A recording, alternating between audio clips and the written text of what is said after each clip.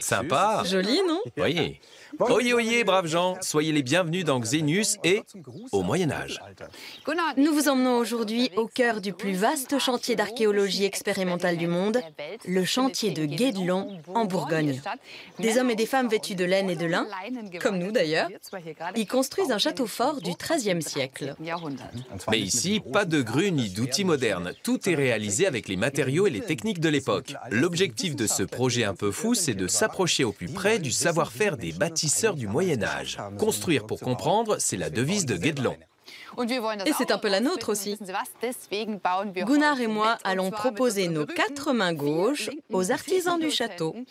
Notre tâche du jour va consister à fabriquer un volet, pourvu que les maîtres d'océan ne regrettent pas de nous avoir laissé faire. Nous travaillerons sous la houlette du maître charpentier de Guédelon, un métier pratiqué aujourd'hui encore. Mais au fil du temps, bien d'autres ont tout simplement disparu. Au Moyen-Âge, tous les objets du quotidien sont fabriqués à la main. C'est pourquoi, il y a 5 siècles, l'essentiel de la population est constitué d'artisans qui rivalisent d'ingéniosité et d'habileté. Le tourneur travaille sur un tour à pédales, très répandu autour de l'an 1500. Avec le pied, il actionne une pédale qui commande le tour. Ainsi, l'artisan a les 2 mains libres pour usiner ses pièces. Cette technique a été utilisée jusqu'au début du XXe siècle. Les tourneurs fabriquent toutes sortes d'objets en bois. Assiettes, plats, pieds de chaise, pièces d'échecs ou poignées. Grâce au tour à pédales, il ne leur faut pas plus d'1 heure pour fabriquer une assiette. Une belle invention du Moyen-Âge. Un autre artisanat requiert plus de dextérité encore. Il s'agit d'assembler, avec une précision extrême, de minuscules anneaux métalliques. Telle est la tâche du aubergier. Mais il y a longtemps que ce métier est tombé dans l'oubli. Il faut dire que le aubergier fabrique des haubers, appelés aussi côtes de mailles. Il assemble 50 à 80 anneaux par heure et un haubert entier compte jusqu'à 40 000 anneaux. Il lui faut donc plus de 3 mois pour venir à bout de son ouvrage. Le vêtement, qui peut peser jusqu'à 10 kilos, protège celui qui le porte des coups d'épée. Nuremberg est un haut lieu de cet artisanat et la ville est considérée comme la meilleure adresse pour les côtes de mailles dignes de ce nom. À partir d'os de bœuf, le pâte-nautrier fabrique des chapelets. Pour fraiser les perles destinées au rosaire, il fixe une plaque d'os sur le tour, puis le met en rotation grâce à un archet. Astucieux et très efficace.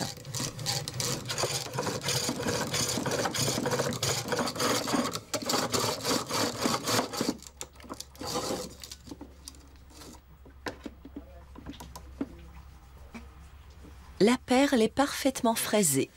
Ne reste plus qu'à la polir. Ce métier, né au XIIIe siècle, a depuis longtemps disparu. Le XVe siècle aime beaucoup les chapelets. Et si les hommes les portent plutôt courts, ceux des femmes peuvent compter jusqu'à 150 perles. Au Moyen-Âge, tout ce que l'on manipule est l'œuvre des artisans, aux techniques toujours plus ingénieuses.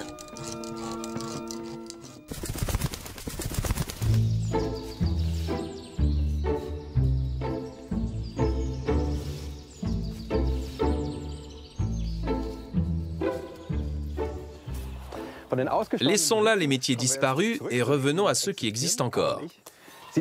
Le temps d'une petite promenade en forêt, nous rejoignons Nicolas, maître charpentier, et son chien. Il est trop mignon. Nicolas, vous allez nous aider à fabriquer un volet. Quel arbre nous conseillez-vous? Alors pour fabriquer le volet, on va utiliser du chêne qu'on a énormément dans cette forêt. Pourquoi le chêne est-il plus indiqué? Il a des qualités particulières ou c'est simplement parce qu'il y a beaucoup de chênes ici? Oui, déjà on en a beaucoup. Et aussi que c'est un excellent bois d'œuvre et une très bonne résistance mécanique et aux intempéries aussi pour les volets, les portes. À quoi ressemblait cette forêt au Moyen-Âge? Elle était telle que nous la voyons aujourd'hui? Non, la forêt qu'on a au Moyen-Âge est beaucoup plus dense. On a beaucoup plus d'arbres sur un hectare. Les arbres sont beaucoup plus serrés et poussent plus en hauteur. Plus dense et plus en hauteur. Bon, je propose qu'on aille le regarder de plus près, notre bois d'œuvre. On y va? C'est parti. J'ai hâte de voir ça.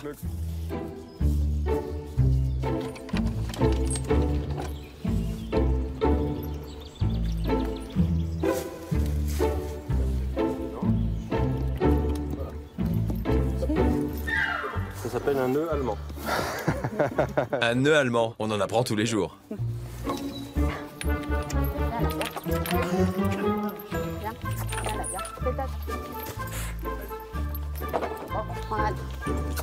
Quelle force il a, ce cheval! Au Moyen-Âge, voilà comment on transportait un tronc d'arbre hors de la forêt. On attelait un cheval de trait, bien robuste, et cocotte.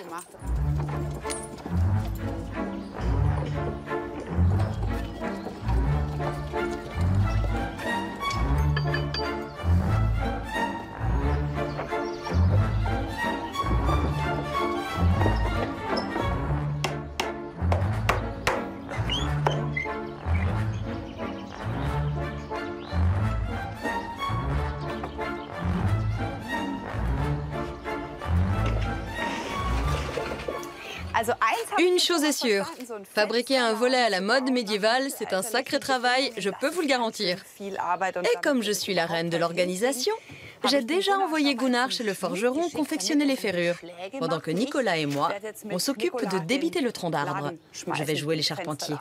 Nicolas, par quoi on commence? Que faut-il faire? J'ai trouvé un marteau. On va s'en servir après. Tu peux continuer à écorcer si tu veux. D'accord. La première étape, c'est donc l'écorçage. Oui, bah c'est vite dit. Comme ça? Oui. Ça marche pas. Ouais, si. Encore que... Ah, voilà. Je crois bien que j'ai le coup de main. Je m'étonne moi-même.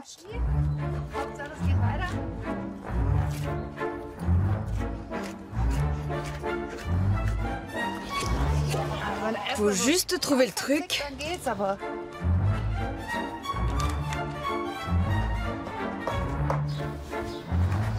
Génial. C'est là que mon marteau entre en jeu. Ça, c'est un marteau. Oubliez tout ce que vous avez vu jusqu'à présent. Tu tapes doucement. Ah oui, sur la hache.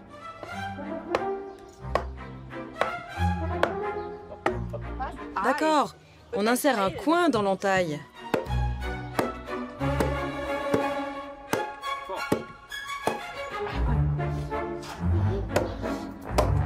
Il faut taper plus fort. Tu veux que je te montre? Ok? Ouais. Il faut que tu le laisses retomber tout seul. Il faut bien viser.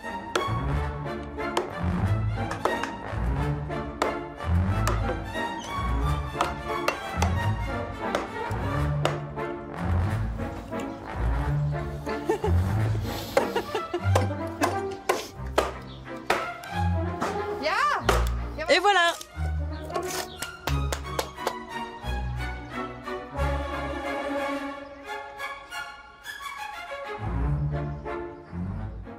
Nicolas, il faut en faire des planches maintenant.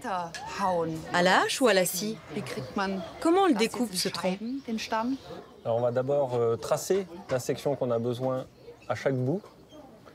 On va rejoindre ces deux faces avec un trait. Et après, on va tailler à la hache. Il n'y a pas de scie. On n'utilise pas de scie pour faire ça. Pourquoi? Ça n'existait pas, les scies? Et il y avait des scies, mais on s'en servait pas beaucoup. Parce que c'était déjà difficile à fabriquer, à entretenir et à s'en servir. Le fait d'arriver à fabriquer une lame fine et assez longue, c'était quand même assez compliqué encore à cette époque. Et le bois, pour le fendre comme on a fait tout à l'heure, ça se fend très bien. c'est plus rapide qu'à la scie. Quels sont les premiers éléments que vous avez fabriqués sur ce chantier? En premier, on commence par tous les ateliers autour, avant de commencer le château proprement dit. Après, on va faire tous les échafaudages, les coffrages de voûtes, donc c'est les structures arrondies pour supporter les voûtes en pierre, les engins de levage, donc les cages à écureuils. Tout ce qui est bois, en fait, c'est nous. Les chariots aussi. Alors, on en a modifié certains pour les adapter à nos besoins. Vous voyez, les charpentiers ont fort à faire à Guédelon. Les volets ne sont qu'une toute petite partie de leur travail.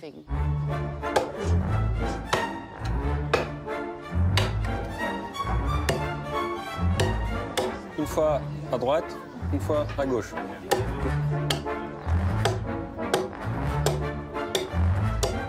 C'est la première fois que je fais ça. Ça se voit, non?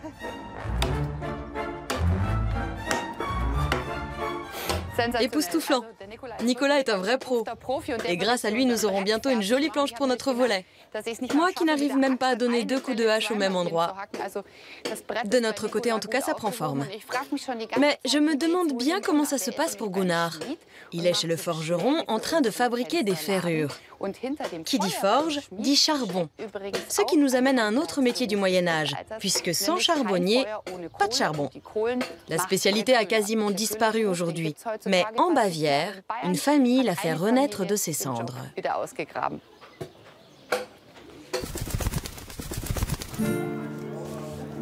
Non loin du château de Kaltenberg s'élève une maisonnette enveloppée de fumée. C'est la demeure du maître charbonnier.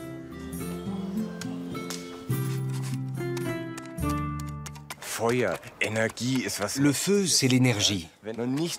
Et au beau milieu d'un nuage gris et opaque, le charbonnier récolte son précieux charbon. Holger Lauerer a la passion du Moyen-Âge et il y entraîne toute sa famille.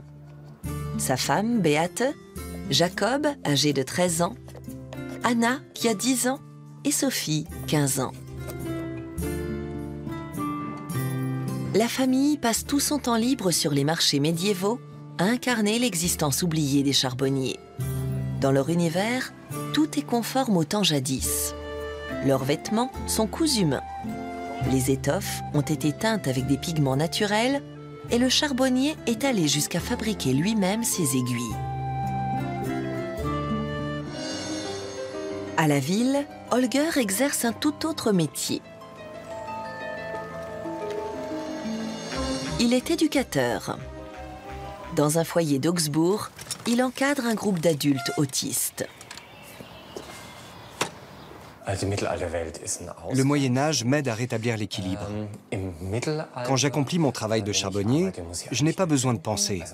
Bien sûr, il faut toujours penser. Mais ce sont les mains qui travaillent. Tandis qu'ici, il y a beaucoup de tâches administratives. On n'est pas véritablement dans l'action. Donc je suis heureux quand je peux débrancher mon cerveau et laisser mes mains travailler. Ça m'aide vraiment à me détendre. Les charbonniers du Moyen-Âge étaient souvent mal considérés, en dépit de leurs tâches éreintantes. Une fois allumée, la meule demande une surveillance de chaque instant, et les 2 premiers jours, Holger ne peut pas fermer l'œil. La privation de sommeil rend bizarre. Il y a toute cette fumée et ces vapeurs de térébenthine, de benzène. On finit par voir des choses qui n'existent pas. Une vie simple et austère dans un monde à part. Voilà ce qui séduit Holger. Il ne veut pas être noble, il veut travailler de ses mains. Quand les derniers visiteurs ont quitté le château de Kaltenberg, l'heure est à la convivialité. La famille du charbonnier se retrouve autour d'un bon repas et profite du moment présent. On monte se coucher au grenier. La superficie totale du logis est de 18 mètres carrés. Seul le père veille encore sur la meule. Toute la nuit durant, le maître charbonnier fera sa ronde solitaire autour du feu, à des centaines d'années de son univers quotidien.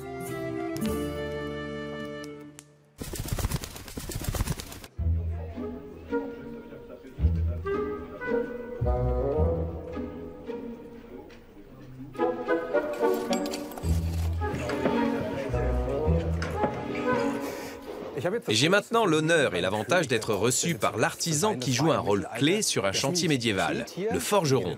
Ici à Guédelon, le forgeron s'appelle Nicolas, tout comme notre charpentier, ce qui me facilite un peu les choses. Mais la suite du programme va être plus compliquée. J'ai la mission de fabriquer un clou comme celui-ci. Un travail de précision, comme vous le voyez. J'ai hâte de voir comment on fait. Bonjour. Bonjour. Comment on fabrique un clou comme celui-là? Alors, vous voulez savoir comment on fait un clou? Je vais vous montrer. Ok. Tu commences par l'aplatir, c'est bien ça? Voilà, on affine un petit peu et on aplatit.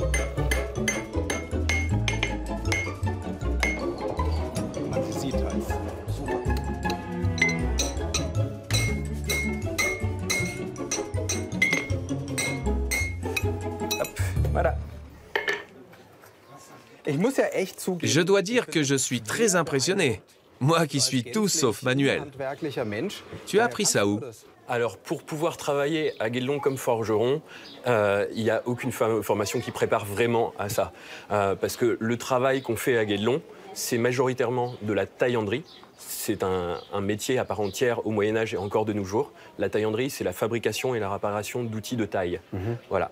Et des formations qui pourraient nous préparer à ce travail-là, ça existe plus.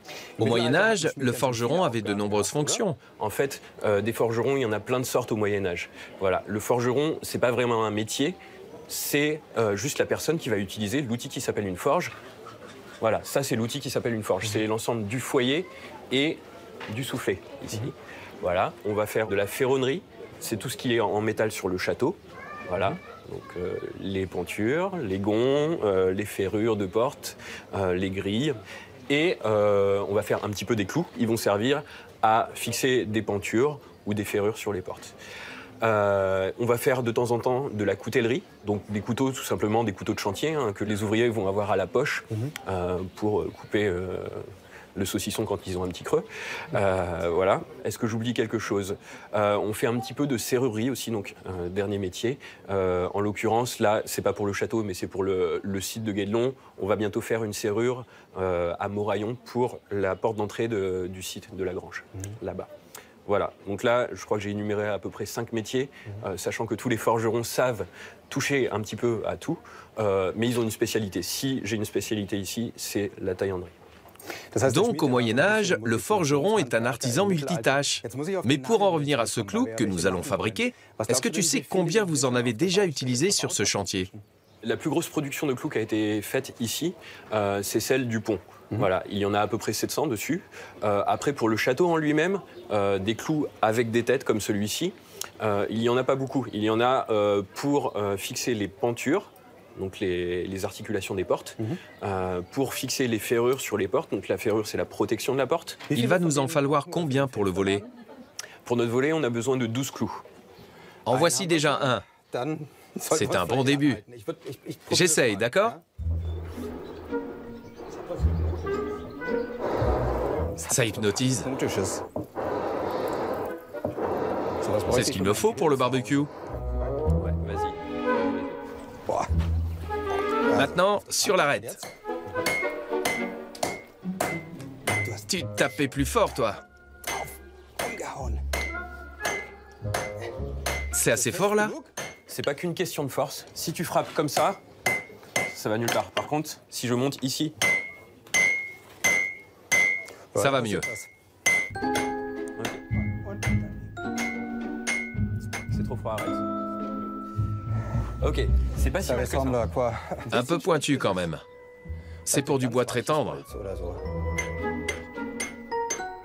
Laissons faire les pros. Le dernier clou. Merci beaucoup. Le jour où j'ai besoin d'un artisan, je l'appelle. Bon, côté ferronnerie, nous avons tout ce qu'il faut pour nos volets. Je vais les apporter au reste de l'équipe. Il est temps de rejoindre Caro. En chemin, je vous propose de faire une halte à Nuremberg, ma ville natale.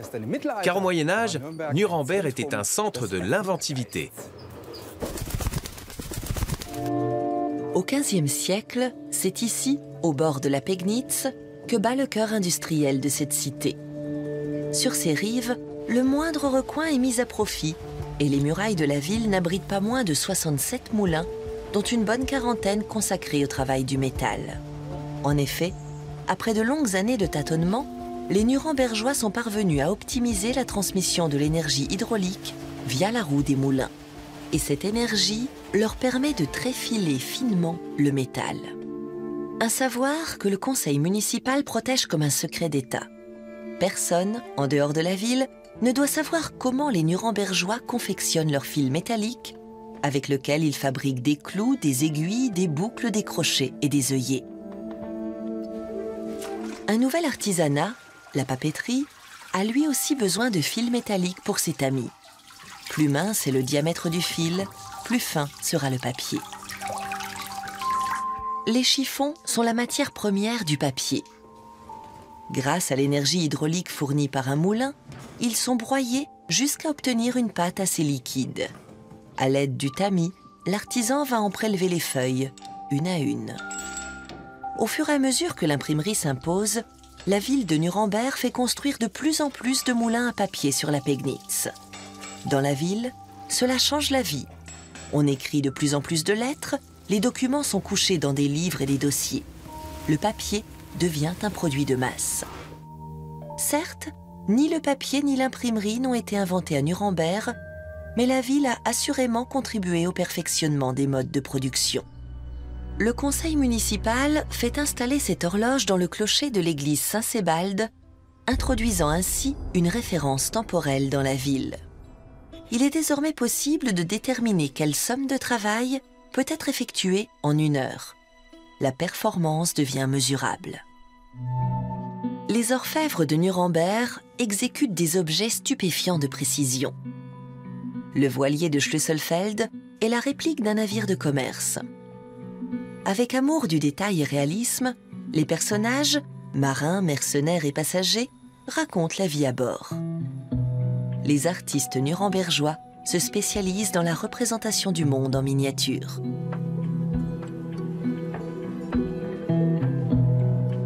À Nuremberg se rencontrent le savoir de toute une époque et une compétence artisanale très raffinée. Ils donneront naissance à des outils de grande précision, comme les astrolabes, qui permettent de mesurer le ciel et la terre. C'est à Nuremberg que l'astronome et mathématicien Regiomontanus trouvera ce qu'il cherchait, les ustensiles dont il a besoin pour ses calculs et les disciples avec lesquels s'entretenir. Les découvertes du Moyen-Âge finissent par transformer le monde entier. Ce qui avait commencé avec l'ingéniosité artisanale continuera d'évoluer vers de nouvelles sciences. Au-delà de l'expérience propre, le savoir abstrait aide à se représenter le monde. C'est au Moyen-Âge que sera construit, en 1492, année où Christophe Colomb découvre l'Amérique, le premier globe terrestre du monde.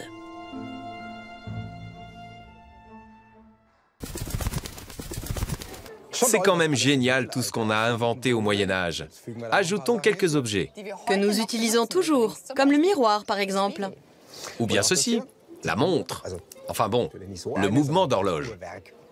Et si vous voulez vous faire cuire un œuf, le sablier. C'est parti. Autre objet très utile, la boussole. À ne surtout pas oublier pour les myopes comme moi, les lunettes.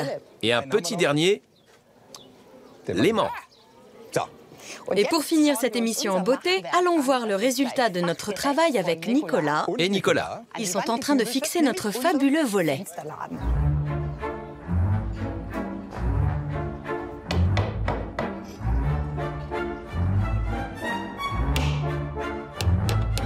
C'est l'inspection du travail. Qu'avons-nous là? Oh, un volet. Qui s'ouvre et se ferme. Extraordinaire. C'est génial. Bravo. Chapeau. C'est dingue. Formidable. Un superbe volet qu'on peut déjà ouvrir. Et fermé. C'est fou. On peut donc l'ouvrir. Et le fermer. Exactement. Aujourd'hui, nous avons consacré cette émission à la fabrication d'un volet qui s'ouvre. Et se ferme. Et vu les efforts demandés, nous en concluons que le Moyen-Âge, en matière d'artisanat et surtout d'artisanat d'art, loin d'être rétrograde, était progressiste. Tout à fait. Cet âge était loin d'être sombre, tout au plus quand le volet était... Fermé. Absolument. En ce temps-là, sont nées des techniques artisanales, des tours de main et même des corps de métier qui nous sont bien utiles aujourd'hui encore et qui ont de beaux jours devant eux. Alors, merci le Moyen-Âge. Tout à fait. Alors à la prochaine fois, allons voir ce que ça donne vu de l'extérieur. Bonne idée. Ciao. Toujours aussi beau. Superbe. Salut.